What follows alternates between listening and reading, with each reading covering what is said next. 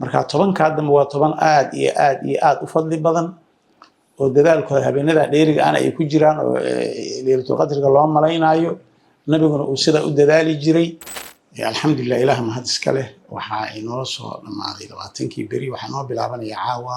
bishii ramadaan tobankii dambe marka waa muhiim in ilaahay loogu mahad celiyo subxaanahu wa tacaala qofkii ilaahay u waafajiyay dadaalkii ayaamahaas tobanka dambena way ka duwan yihiin inta ka horeysa waxaa ku jira leelatul qadr habeenkaas leelatul qadrkana sidoo nabigu sheegay calayhi salaatu wasalaam waa habeen qofkii man qaama leelatul qadri iimaanan wahtisaaban ghufira lahu ma taqaddama min dhanbihi qofkii habeenkaas salaatul leyl istaaga waa loo dhaafaa wixii hormaray oo dambigiisa quraankuna waa kii tilmaamay inuu kun bilood uu ka fadli badan yahay inna anzalnahu fi laylatil qadri wama adraka ma laylatul qadr laylatul qadri khayrun min alf shahr kun bilood waa 83 sano iyo dhowr 84 sano waa la gaarsiiyay marka hal habeen oo 82 sano ka fadli badan waxaad garanaysaan ilaahay inuu ugu talagalay ummadeena inuu fadli badan siiyo qofkii ka faa'iideysto habeenkaas tobanka dambe ku jira meel uu uga jirana lama yaqaan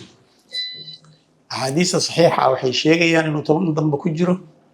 haddana maalmahaas dheer 21 23 25 27 29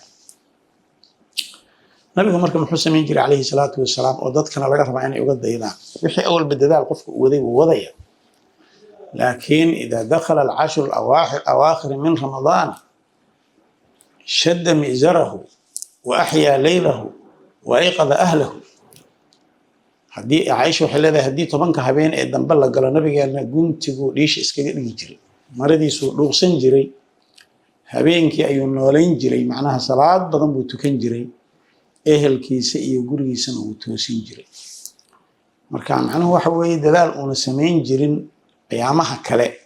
ayuu ama tobanka 22 hore ayuu sameyn jiray nabigeena calayhi salaatu wasalaam